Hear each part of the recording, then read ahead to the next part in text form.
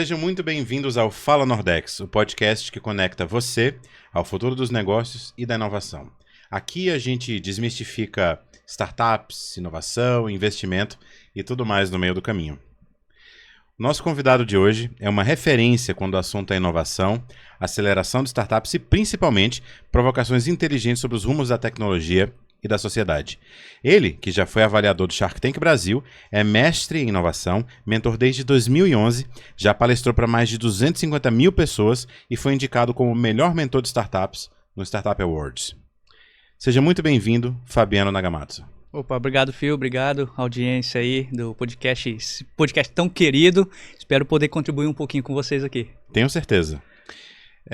Naga, posso te chamar de Naga? Sim, por favor. Para começar, conta pra gente como que surgiu o seu interesse por inovação, comportamento humanos e startups e como que essas áreas se cruzam na sua trajetória. Você já está nesse mercado há muito tempo, né? Perfeito. Eu venho de uma família bem humilde do interior de São Paulo e eu sempre tive que lutar muito para conquistar algumas coisas, né? E sempre muito vivi de favor, muitas das pessoas me ajudaram. Então, quando eu fui fazer a graduação, já depois de ser programador, eu demorei um pouco, né? Não fui no mesmo atoada. Acabou o ensino médio, você vai para a graduação. Nós não tínhamos condições disso. E quando eu decidi fazer a graduação, né? Inclusive por escolha da minha namorada na época, que é minha esposa atual, e ela falou, olha, tem que fazer administração para você ter uma visão mais ampla.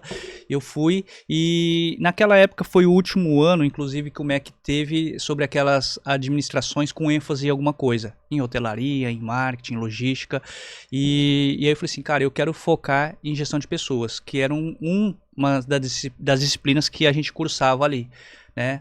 Que foi a primeira especialidade que eu fiz. Eu sou especialista em gestão de pessoas, em marketing e atuação em finanças. Um pouquinho mais de 10 anos em cada área. E aí, essa questão de entender pessoas, não só do ponto de vista de DP, departamento pessoal, é muito magnífico, assim. É ir além da parte técnica, entender a parte comportamental. Nós sabemos que muitas das estratégias, elas dão errado não por uma questão de números. Ela dá errado por uma questão lá do início, da questão comportamental. Peter Drucker ele deixa muito claro, né, que a cultura ela almoça, né, mais cedo o quê? Toda a questão estratégica, porque se não tem uma cultura, se não está enraizado a questão cultural. Então, nós desenvolvemos muito essa questão quando eu montava empresa júniors e eu passava a entender pessoas. Por quê? Porque eu passei a me entender, por que eu estava nessa situação e por que determinadas decisões tinham um resultado negativo. Então eu fiz o autoconhecimento, passei a me entender como profissional, das minhas aspirações, dos meus pensamentos, de tudo aquilo que norteia a mente, e falei assim, cara, é assim que a gente tem que começar a trabalhar. Então por isso que o que nós vamos comentar aqui sobre questões de empatia, de validação, principalmente questões mais estratégicas, elas sempre estão voltadas a uma questão comportamental. E aí, como já era programador de simuladores na época também, então eu comecei a vincular essa questão tecnologia não somente a uma questão exata, mas a uma questão de comportamento. Nós sabemos que hoje, todas as questões hoje que nós vivenciamos, principalmente dessa última crise que é a pandêmica, a gente vê que elas estão ligadas a uma questão de neurociência. Então, nós temos aquela frase célebre, né? Contratamos por técnica e demitimos por comportamento. E essa demissão por comportamento é muito daquilo que, numa entrevista de emprego assim, a gente não consegue identificar, com certeza. Então, para entender gestão de pessoas, é todo um processo. É muito mais vivência do que só teoria. E para isso, na minha dissertação, na introdução, eu coloquei o quê? Na dissertação de mestrado, que eu falei sobre gamificação, sobre comportamento humano, eu coloquei uma frase que eu sempre ouvia em gestão de pessoas, quando eu fazia uma entrevista com um candidato. Eu falava, você tem experiência para esse cargo que você está se candidatando, para essa função? Aí as pessoas me respondiam com uma outra pergunta. Como eu posso ter experiência e habilidade se ninguém nunca me deu oportunidade? Foi aí que nós começamos a estudar a questão do comportamento humano, como nós sempre falamos. contrata por técnica, dispensa por comportamento. O comportamento é algo que a gente não consegue visualizar, nós só conseguimos a partir da vivência, a partir do momento que a gente tem o tete-a-tete, a partir do momento que a pessoa está imersa dentro de um processo. Então, nós desenvolvemos um simulador hoje que faz mais de 40 mil cálculos em frações de segundos, comprovado cientificamente, nós já aplicamos isso em diversas empresas e essa é a base que a gente utiliza, inclusive, para entender o comportamento do empreendedor de startup. Que interessante. E Fabiano, você começou a montar esses ecossistemas, assim, essa pergunta de startups, de founders, você começou a montar lá atrás. Isso você começou no interior de São Paulo? No interior de São Paulo, para mim, foi um grande aprendizado, né? Foi quando eu comecei ali a trabalhar, mas com startup mesmo, eu comecei trabalhando dentro do Sebrae. Eu fui concursado do Sebrae, trabalhei quase 10 anos na sede do Sebrae São Paulo. Foi lá que eu trabalhei e pude implementar muitas das coisas de tecnologia que eu já vinha trazendo na bagagem. Então, do interior de São Paulo, que eu tive empresas de consultoria, eu era professor, já sou mais de 17 anos, acabei ali no Sebrae, então, continuando como professor em alguns MBAs executivos. Hoje, atualmente, eu estou na XP Educação para executivos, na UOL EdTech também, falando sobre organizações exponenciais, finanças e investimento. Na XP a gente fala sobre inteligência artificial, fundamentos de inteligência artificial. Como programador eu trago esse lado um pouquinho mais técnico e também um pouco mais de negócio estratégico.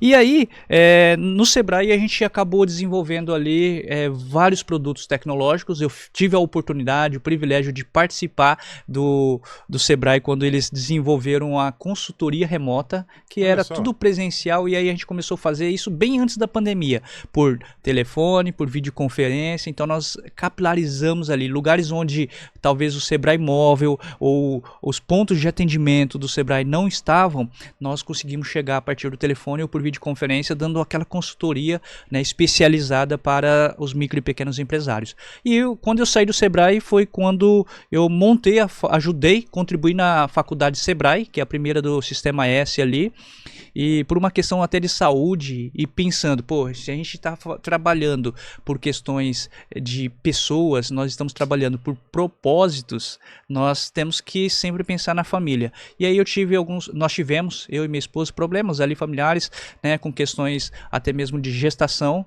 e nós já estávamos aí na terceira, quarta gestação, né, nós tínhamos perdido as anteriores, e falou assim, olha, a gente vai para o interior, né, eu já tinha startup, eu já estava no ecossistema de startup, e nós queríamos um ambiente um pouquinho mais tranquilo ali, não da correria do dia a dia da grande São Paulo. E nós tínhamos uma proposta para ir para o interior do Mato Grosso do Sul, para trabalhar como diretor de inovação numa faculdade que está presente em 15 países. E fui para ser diretor de inovação, mas logo pivotei. Mudança de vida, hein? Nós pivotamos porque nós queríamos falar, olha, só para a educação, não que não seja importante, é a base de tudo. Tudo que nós montamos hoje, nós montamos sempre com a base na educação. E eu falei assim, olha, nós temos que pivotar isso aqui para uma aceleradora. E aí foi lá que nós montamos a primeira aceleradora no Mato Grosso do Sul. Um pouquinho na pandemia montamos com uma hold no Mato Grosso também, não foi muito avante essa. E depois voltei para São Paulo para montar a aceleradora com a Austin BMW. Que história incrível. Que história incrível. E tem uma coisa que eu tenho certeza que a nossa audiência já conectou com você agora em redes sociais também. A gente sempre deixa o handle, né, de Instagram, de LinkedIn aqui. As pessoas já viram que você foi avaliador do Shark Tank. Sim. Conta um pouquinho dessa experiência. Como é que foi lá? E assim, você acha que essa experiência lá moldou a sua forma de enxergar o empreendedorismo? Sim, eu acredito que nada é em vão que a gente faz na vida. Principalmente a gente aprende muito com erros. No caso do Shark Tank foi muita coisa boa. Eu participei das 7 primeiras temporadas ali como avaliador. Então a gente avaliava startups, empreendimentos tradicionais do Brasil todo. Então vinha muita gente. Começamos presencial, né, ali no estúdio. Depois a gente começou ali online na pandemia, né. Então as 7 primeiras temporadas para mim foi muito enriquecedora. Por quê? Porque eu também pegava ali, tinha que assistir os programas ali para ver o que o Tubarão, né, o pessoal tava falando ali. Aprendi muito no empreendedorismo questões de negociação. Então, negociação ali né? A gente sabe que é um programa de entretenimento, é claro, né? Que é de midiático e tudo mais, só que ali a gente vê conceitos, né? Então o Shark Tank ele começou a incluir bastante essa questão de termos, né? A questão de tecnologias, de startups, pivotagem, validações e também questões financeiras, principalmente análise de valuation, a questão de LTV, CAC. Então os tubarões eles provocavam, então não deixa de ser um programa educativo. Para mim, o que mais me contribuiu na minha carreira de empreendedor foi a questão de negociação. Eu assisto o programa recorrentemente, inclusive estava num evento de inovação recentemente e a pessoa me perguntou, como investidor, né, como é que eu enxergo essas negociações e antes mesmo de eu responder a pergunta, ele disse, olha, e eu só para avisar, eu adoro essas negociações, descobri que tem um canal na TV que é Shark Tank o dia inteiro e eu passei as minhas férias passadas da empresa, o mês inteiro eu pegava lá um pote de pipoca, sentava no sofá e ficava assistindo, então é muito legal porque realmente, claro, você falou, é um programa midiático e tudo, mas uma coisa que eu, até como investidor, mas que criei o Fala Nordex para disseminar conhecimento, aprecio muito, é como, às vezes, quando se fala um conceito novo, aparece uma legendazinha, né, no fundo para apresentar o conceito para a audiência. Educativo, perfeito. Isso é realmente muito, muito interessante. E o que é que te inspira a continuar, assim, você se reinventou várias vezes, né? O que é que te inspira a continuar se reinventando e também provocando mudanças nos seus ecossistemas? Perfeito. O que mais me inspira hoje é eu visualizar resultados, e esses resultados não são resultados financeiros. O financeiro é um resultado, claro, mas a gente sempre fala, não foque no dinheiro, mas foque naquilo que você está fazendo e contribuindo. Que nisso tudo, a questão cerne é propósito. Qual que é o propósito que você tem? E aí, no meu caso, o que me inspira, o meu propósito são pessoas, é a minha família. Então é por isso que eu saio todo dia inspirado, às vezes nervoso, corrido. Eu sou um cara muito ansioso, então, mas sempre pensando que eu estou deixando ali a minha família para trazer algo de melhor para eles, né? Não somente, não estou falando de um conforto, não estou falando de algo que todo mundo almeja, não, mas tipo, olha, isso é digno, mostrar para minha filha que o trabalho digno, que empreender é algo muito nobre, é algo que pode contribuir com muitas pessoas. E contribuindo com outras pessoas tem aquela questão do give first, give back. Isso retorna depois. Isso, a sociedade onde você está, ela se torna algo melhor. Né? Então imagina o quanto nós estamos contribuindo para os nossos filhos, nossos netos, né? Para as pessoas que estão mais próximas da gente, né? Então é isso que me inspira, a questão do propósito, de você ter propósito. E aí é claro que isso vai muito de encontro daquilo que a maioria dos fundos você tem, né? Você participa de alguns fundos de investimento, eles analisam, né? Antigamente a gente analisava mais modelo de negócio, isso bem antes talvez até mesmo das startups. Eu estou há 15 anos no mercado de startup e antes a gente vinha muito aquele mercado tradicional da indústria tradicional. Kotler falava muito isso, faz e depois gera demanda, né? Não, hoje não, a gente já vê a demanda, é a dor, né? Mas um pouquinho antes da dor, e aí a gente aprende muito no ecossistema de startup, um pouquinho antes da dor a gente vê o quê? Primeiro, propósito. Tem propósito? Depois a gente vê se essa dor é real. Se é real, se foi validada empaticamente, faz sentido. O propósito é quando as águas estão muito turbulentas, é o que faz a gente seguir em frente, né? Justamente, é isso aí. Eu gosto muito de pensar, Naga, sobre legado. Eu não poderia concordar mais com a tua frase sobre tua visão sobre propósito. E o legado eu enxergo como uma coisa que a gente recebe. O legado sempre tem uma parte do que você... É um dom, né? Uma coisa que você ganha. Pode ser dos seus pais, da sua esposa, da sua família, dos seus chefes, dos seus colegas e um compromisso de como tratar aquilo. Então eu acho que no longo prazo o propósito aplicado às coisas que você recebe se torna seu legado. Justamente, é isso aí. E Fabiano, você fala sobre aceleração tecnológica, transformação na sociedade. Você começou como programador, depois foi para a gestão de pessoas, hoje você lidera muita gente, você inspira muita gente. E na tua visão, qual que é o papel das startups nesse ambiente de transformação. Para onde que a gente está indo? Tem coisas boas, tem coisas ruins nesse caminho. Você fala um pouco sobre empobrecimento da inteligência humana. Você acha que isso é uma ameaça real? Com certeza, é uma ameaça real e já não é de hoje por conta de a gente ter esfregado a lâmpada do Aladim e saído, né? Não, porque o pessoal fala, pô, inteligência artificial é algo novo, já existe há muito tempo, mas muita gente fala por conta do próprio movimento do OpenAI, né, do ChatGPT, do Sam Altman, agora mais recente, 2020, 2023 para cá.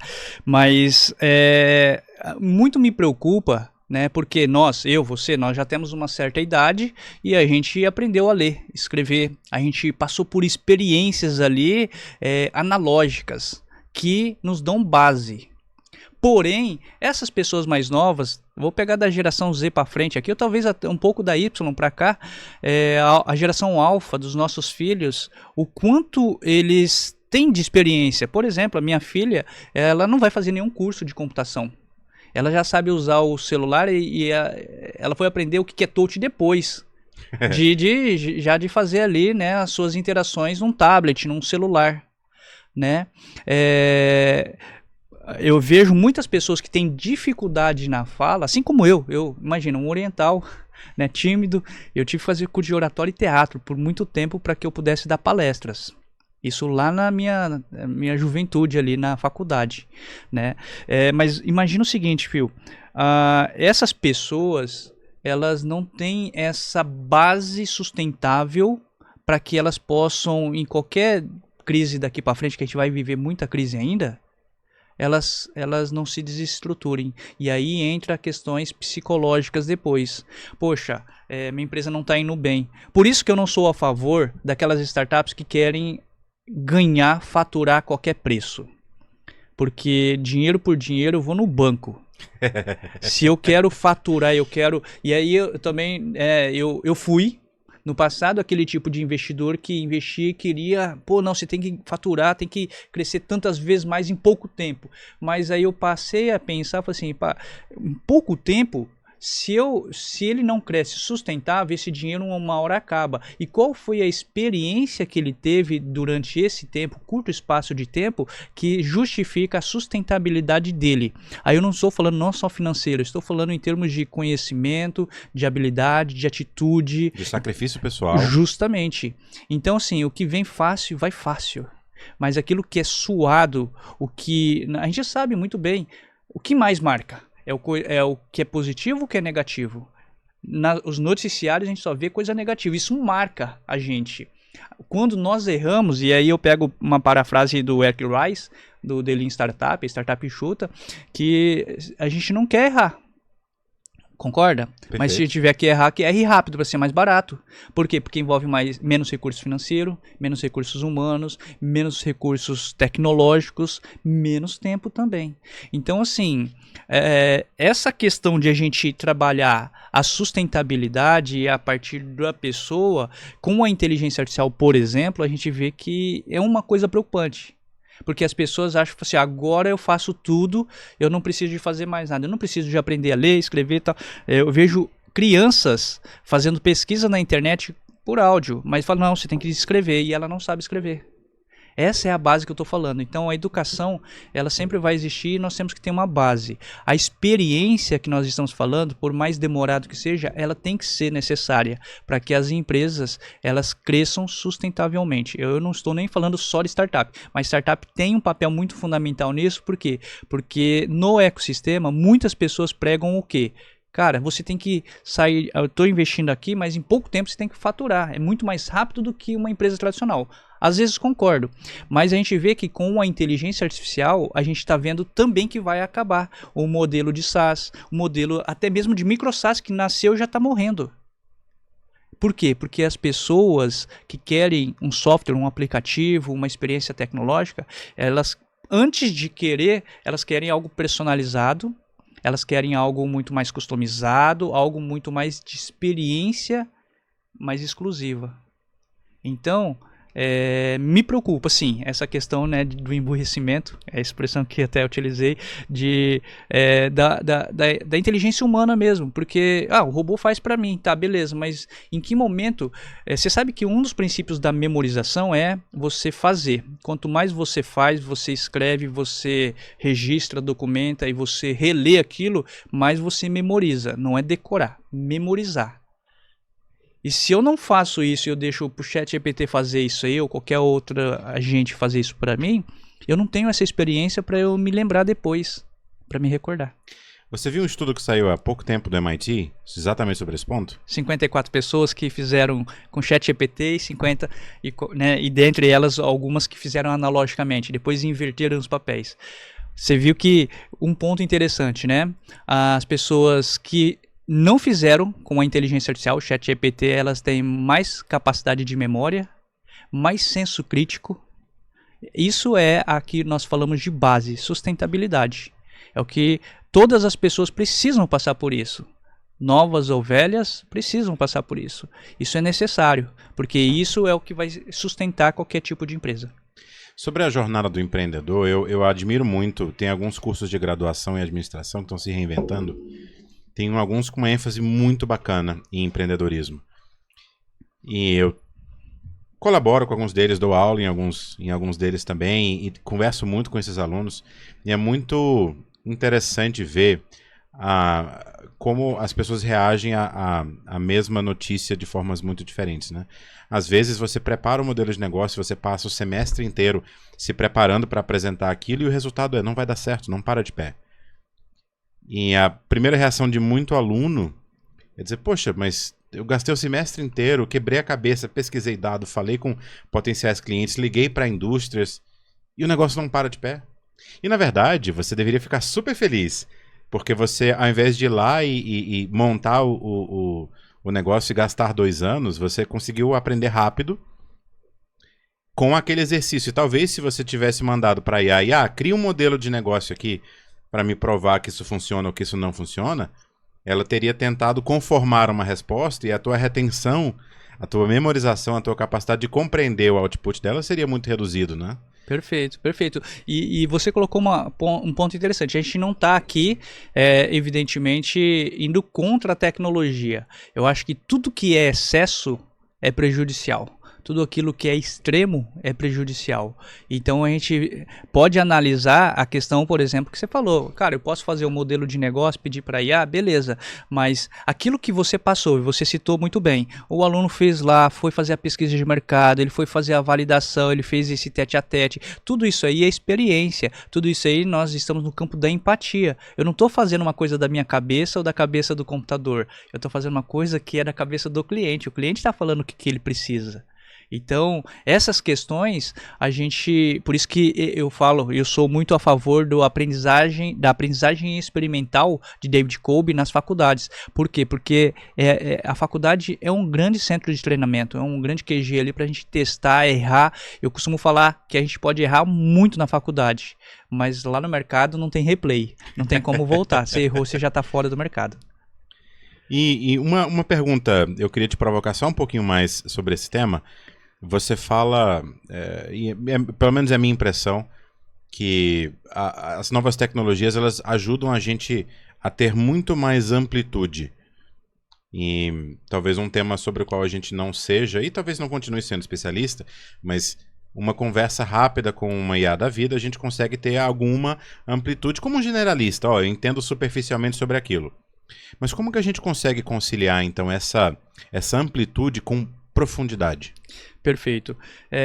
Eu costumo falar nas aulas com os executivos na XP, nos MBAs, bem isso, vocês já são especialistas no que vocês fazem hoje, né, nas suas áreas. Alguns estão fazendo talvez ali replanejamento de carreira, né, mudando talvez, né, ressignificando algumas coisas, mas enfim, nós somos especialistas em alguma coisa. Por exemplo, você é da área de investimento, você é da área de vendas, mas você tem que ser amplo, você tem que entender de pessoas, você tem que entender de logística, você tem que ter noções de contabilidade, de finanças, e isso hoje a tecnologia nos proporciona de uma forma muito mais rápida. Eu quero entender um pouquinho de cada coisa, eu posso pesquisar. A tal questão de pesquisa de mercado que a gente fazia, grandes estudos pesados que levavam talvez alguns meses, hoje a gente faz em alguns minutos. Então, eu costumo falar que o profissional da nova economia, ele é profundo, ele é especialista naquilo que ele faz, que ele é bom, só que ele também é um cara que consegue passear ali por qualquer campo, ninguém vai passar ele para trás. Por quê? Porque ele entende um pouquinho de cada área. Né? Eu costumo falar lá no Sebrae, quando as pessoas entravam como trainees, eles eram obrigados a passar por todas as células, que são departamentos e empresas, né? Todas as células ali, todas as unidades. Então eles aprendiam um pouquinho de cada coisa, para depois lá na frente ele falar assim, cara, eu quero seguir coordenador, gestor, diretor em determinada área. Então aí ele buscaria a especialização, que é bem o que é o nosso plano hoje de ensino nas faculdades.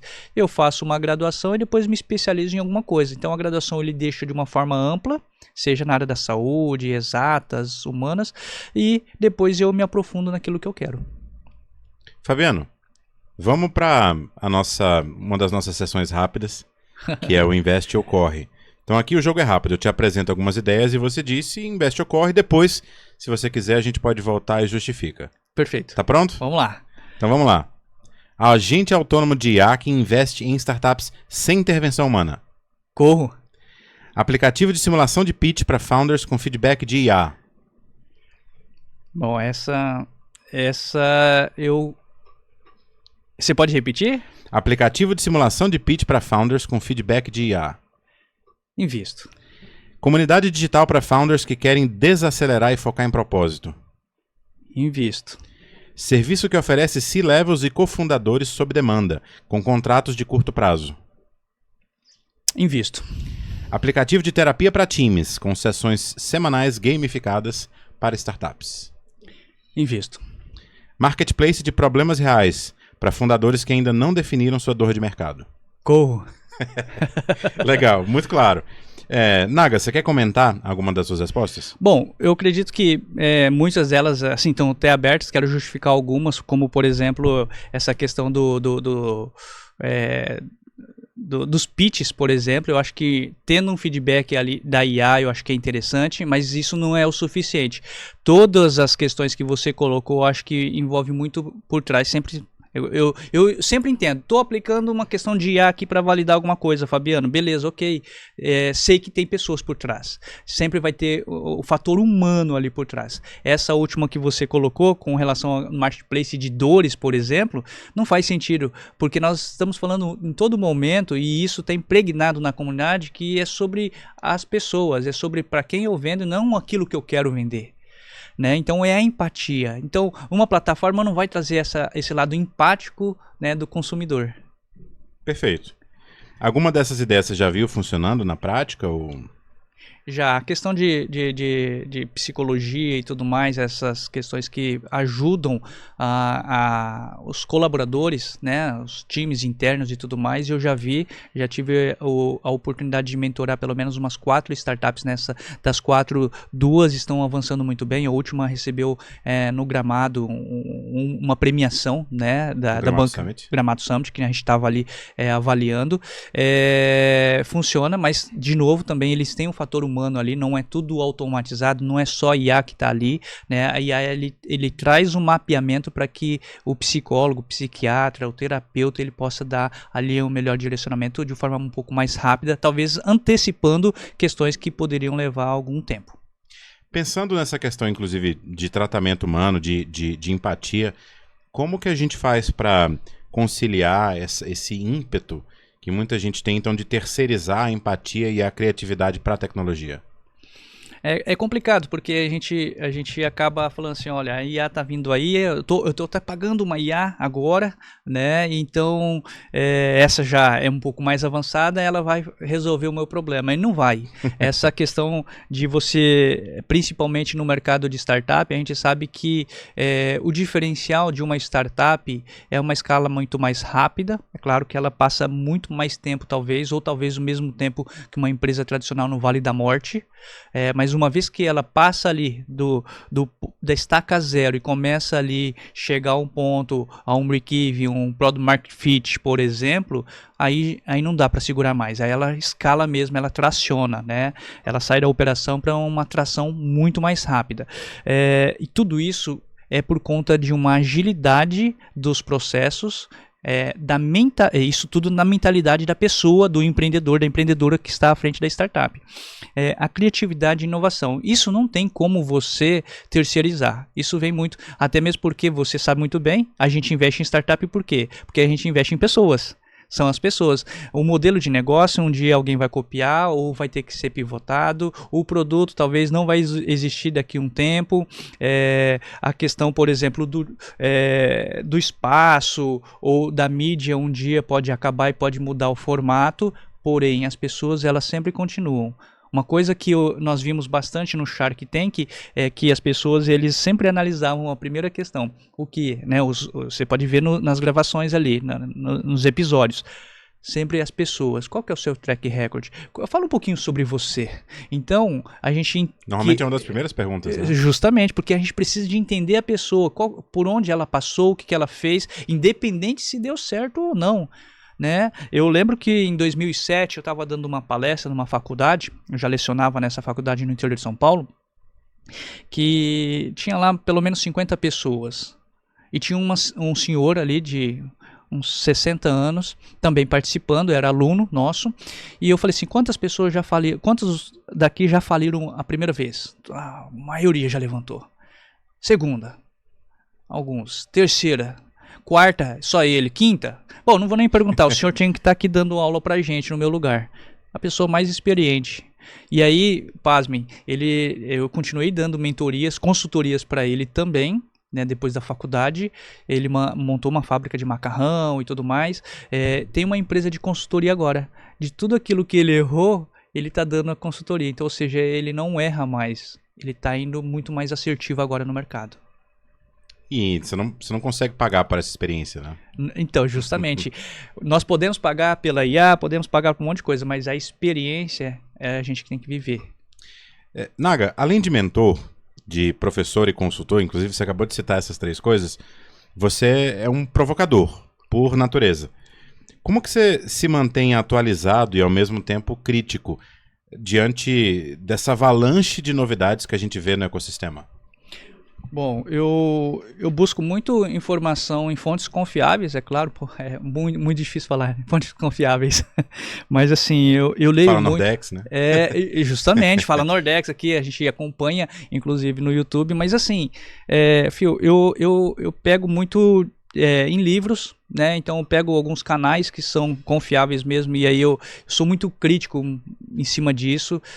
Assisto bastante podcast, seriados, muitas das coisas a gente até aprende em filmes, que depois a gente pode até falar um pouquinho sobre isso, mas eu costumo ler muita literatura, até mesmo do passado, para entender o que nós estamos vivenciando hoje e o que de fato não faz mais sentido.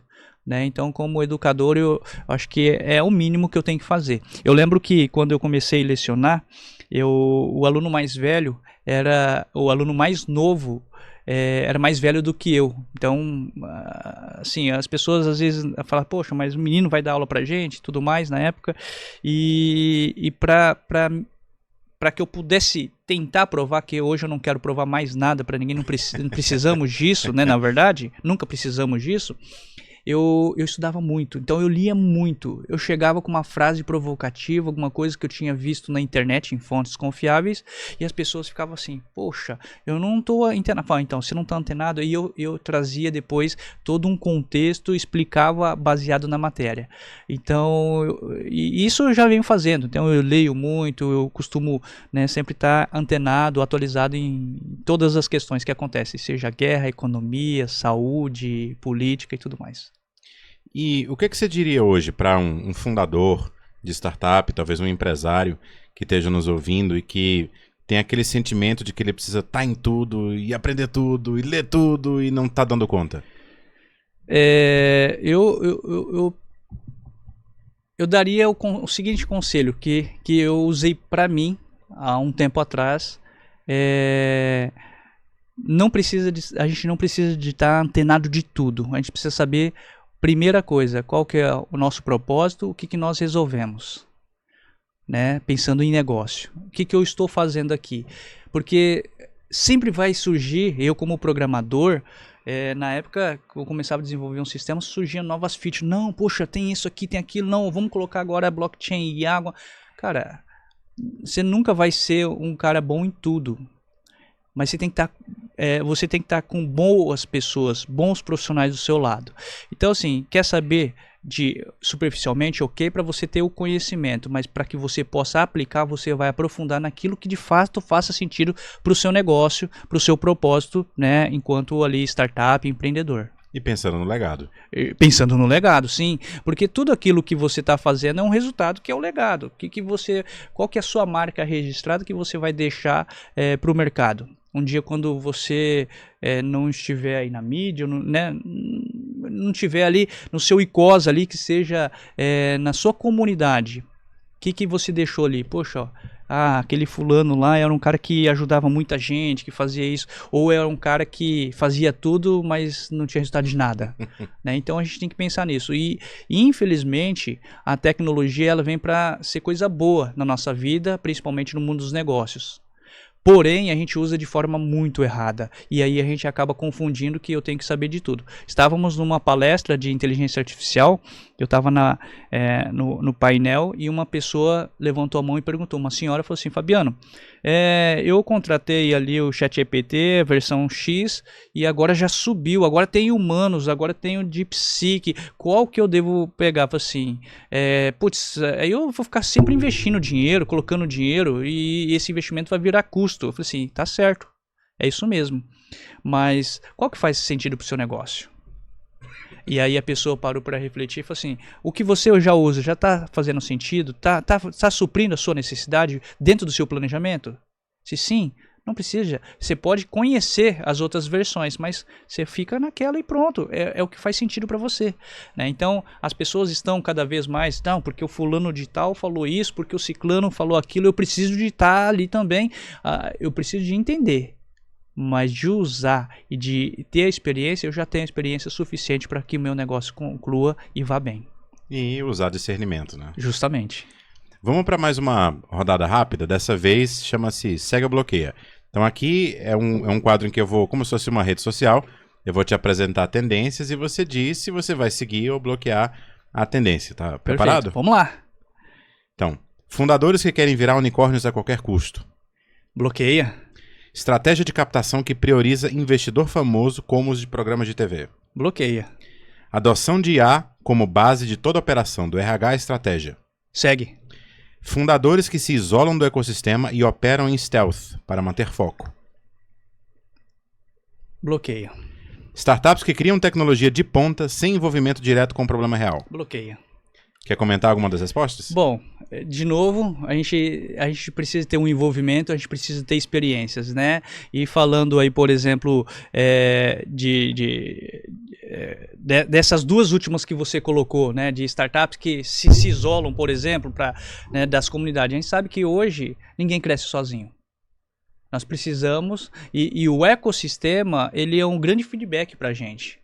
Né? Quantas das minhas startups ou das startups que nós investimos, nós validamos dentro do próprio ecossistema. Né? Poxa, mas ali tem concorrente. Cara, melhor ainda, porque o concorrente vai... Né? E olha que legal, a minha primeira agência de publicidade, quando eu montei, lá em 2009... Eu era professor já de administração de marketing e a gente tinha um desafio. O curso era anual, então durante o ano ele tinha que desenvolver uma empresa, um produto, uma marca para ele poder lançar. E naquela época, um aluno falou assim, eu vou montar também uma agência de publicidade. Eu tinha uma ideia de agência e eu fui passando toda a estratégia do plano de marketing, tudo para ele. E ele foi à frente, montou, porque eu era professor, então não tinha um tempo ainda, porque eu estava dando consultoria na área de produção e finanças. E aí ele foi aplicando. O feedback dele era todo dia em sala de aula. Falava, olha, isso aqui não deu certo. Putz, mas e essa estratégia que a gente desenhou junto? Essa deu certo. E aí eu já ia notando que dava certo. Então, assim, pra mim foi muito importante, por quê? Porque eu montei, nós éramos concorrentes ali, mas muito sadio, concorrente não é inimigo, é amigo, né?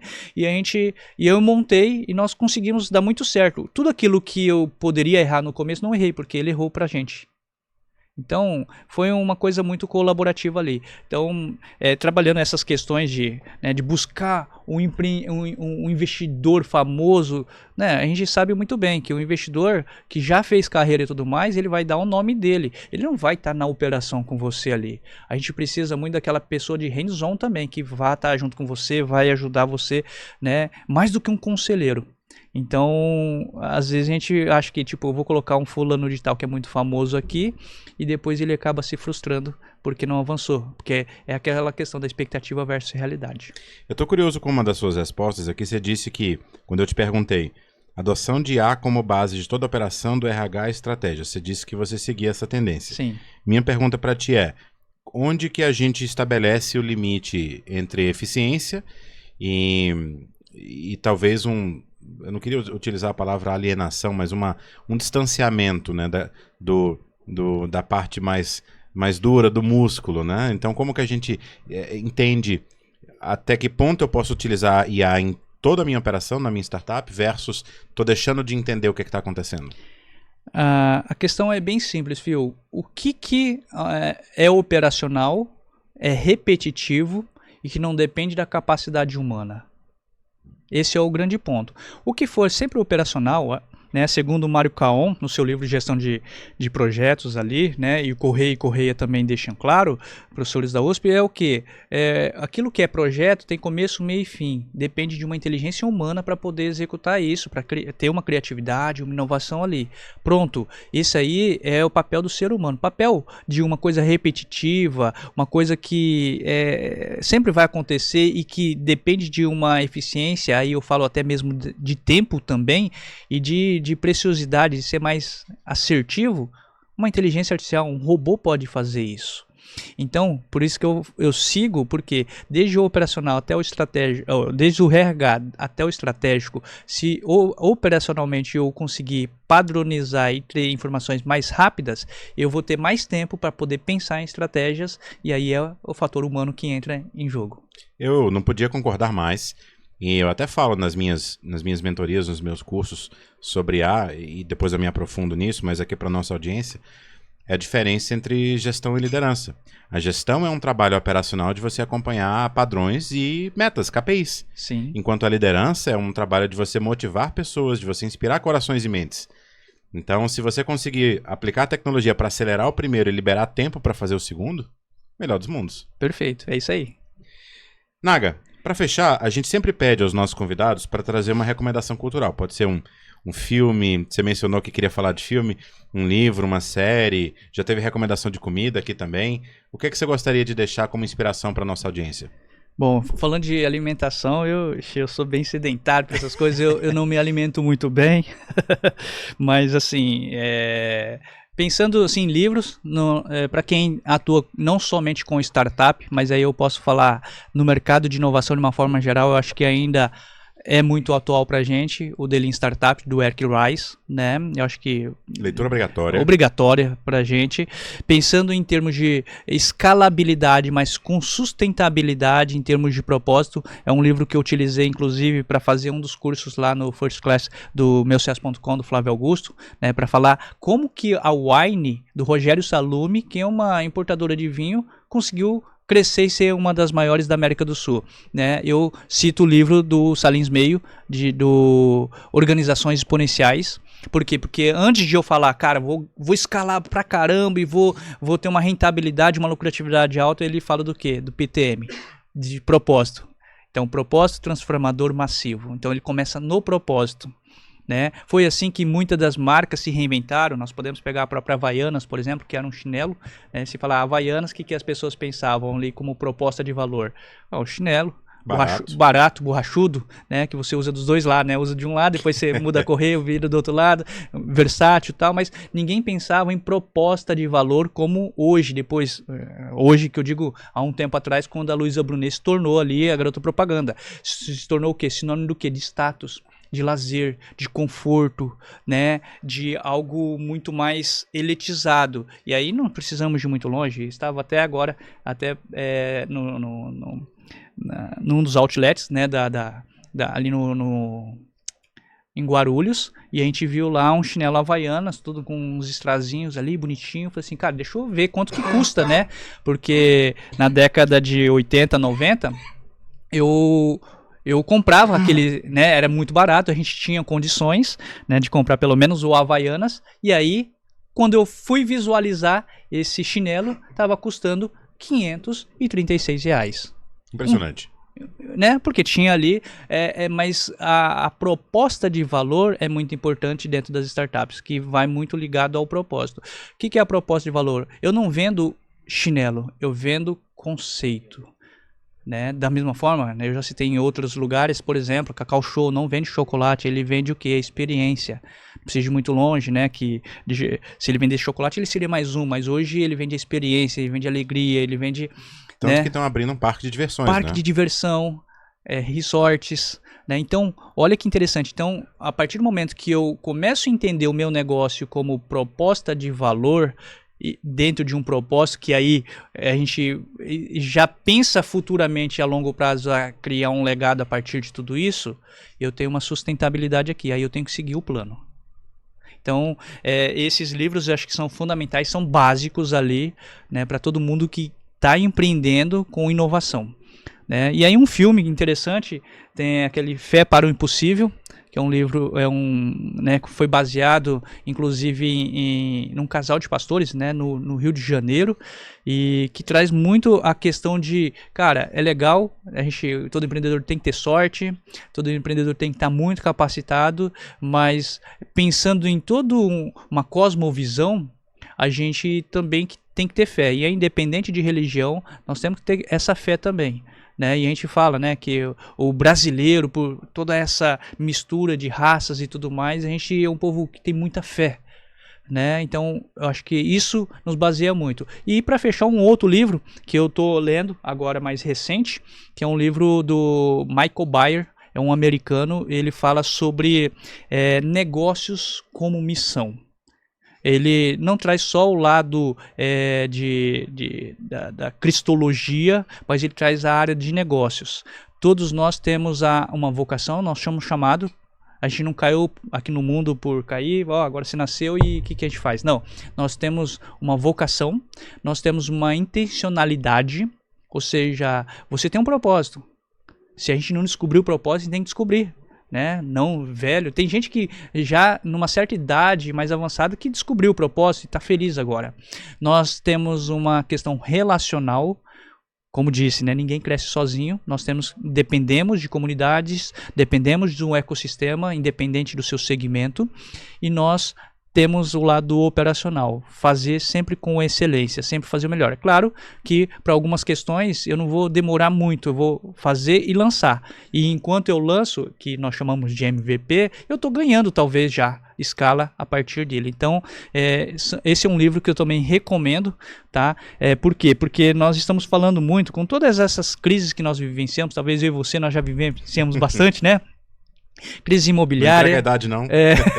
Crise imobiliária, crise financeira, econômica, pandemia, e aí as guerras que estão acontecendo, e tudo isso que nós estamos falando do quê? Cara, estamos vivendo num país onde todo mundo quer derrubar o próximo ao invés de construir algo melhor. E aí, o que nós estamos falando? Precisamos de ter esse propósito, precisamos de investir em bons negócios, e daqui para frente eu não vejo diferente. Daqui para frente toda startup ou toda empresa tem que ser de impacto social. Né? E a nossa aceleradora, por exemplo, ela não investe em startups que não tenham práticas ou não queiram implementar práticas de ESG, por exemplo. Né, que tem uma boa governança, entenda questões e trabalhe questões sociais e ambientais, que tem tudo a ver com a questão do propósito e o legado que você quer deixar. Bom, quem nos ouve aqui com frequência sabe que eu sou muito entusiasta desse tema, mas de qualquer forma, para quem não tinha te ouvido falar isso tão claramente, fica a dica para as startups que estão nos ouvindo, né, como que você incorpora propósito no seu modelo de negócio, inclusive para aumentar as suas chances de captação e ter um cara fantástico como o Naga no seu cap table. Naga, muito obrigado por compartilhar sua experiência, sua jornada incrível, seus muitos insights com a gente aqui no Fala Nordex. Então foi realmente uma super aula. Bom, acho que sobre pessoas, né? Sobre como que a gente se desenvolve realmente nesse mundo super acelerado e como que a gente encontra a nossa missão nesse meio de caminho. Para quem quiser acompanhar seu trabalho, onde que o pessoal te encontra? Bom, eu tô nas redes sociais ali, LinkedIn, Instagram ali, os mais tradicionais ali. Fabiano Nagamatsu, só digitar lá Fabiano Nagamatsu. Eu costumava fazer uma brincadeira aqui, que eu não vou fazer aqui, porque minha esposa, um dia eu tava numa palestra ao vivo e ela tava assistindo, né, de casa, e aí, uma brincadeira que eu faço, porque japonês é tudo igual e tudo mais, aí eu tava usando o sobrenome de outra pessoa, que é o contrário do meu. Então, eu falei, não vou fazer essa brincadeira, mas é Fabiano Nagamatsu, né, aí você vai me encontrar lá, pode me chamar no direct ou no bate-papo ali e tal, e o que eu puder contribuir, estou à disposição para servir. E vai ficar também, os seus handles ficam aqui na nossa descrição do episódio, também nas nossas plataformas todas de streaming, então para facilitar o trabalho da audiência. Fabiano, você quer deixar uma mensagem final para os nossos ouvintes? Bom, quero. Por mais que a gente falou bastante aqui de comportamento, de mudança de mindset, a gente não precisa abraçar o mundo, a gente não vai salvar o mundo sozinho, mas juntos nós vamos fazer muito melhor, né? Porque essa diversidade de pensamentos, isso é muito importante, porque se eu tiver um sócio que pensa igual eu, putz, vai ser mais um Fabiano, então tem que ter pessoas diferentes, trabalhar com pessoas melhores do que você, né? Você não precisa ser bom em tudo, mas tem que trabalhar com pessoas que te complementem, e eu acho que esse é o corpo. Eu queria deixar uma mensagem que eu sempre uso nas palestras do Lin Kim, que é um sul-coreano, que fala da alusão do Brasil, Coreia do Sul e Japão na década de 60. O Brasil estava muito à frente da Coreia do Sul, e o Lin Kim, ele fala, parafraseando ele fala o seguinte: se tudo vai bem, algo pode estar errado. Então, às vezes a gente tá bonitinho, a produção não tem tá perfeito, não tá acontecendo nada. Cara, a gente tem que bagunçar um pouquinho, como ele fazia, bagunça um pouquinho aqui para que as pessoas saiam da zona de conforto e utilizem da sua inteligência que Deus deu. Assim, cara, deixa eu mudar aqui, deixa eu verificar o que eu posso criar de inovação a partir desse problema, ter uma criatividade aqui. Daí surgem Samsung, LG, Hyundai, Kia, grandes marcas, né, de expressão, e avança muito mais até do que o Brasil, né, em termos economicamente falando. Então não fique na zona de conforto, sempre busque, claro, com zelo e sempre, né, com foco também naquilo que você precisa melhorar, tanto como pessoa, principalmente, como família e também como profissional. E para você que nos acompanhou até aqui, muito obrigado pela audiência. Compartilhe esse episódio com aquelas pessoas que estão pensando sobre o seu propósito, a sua missão, o que é que veio fazer a sua vocação, né? E sim, que isso sirva de inspiração para que as pessoas se encontrem nessa jornada que transforma a vida da gente, né, Naga? Sim. E não se esqueçam de seguir o Fala Nordex na sua plataforma favorita para não perder os próximos episódios. Obrigado e até a próxima.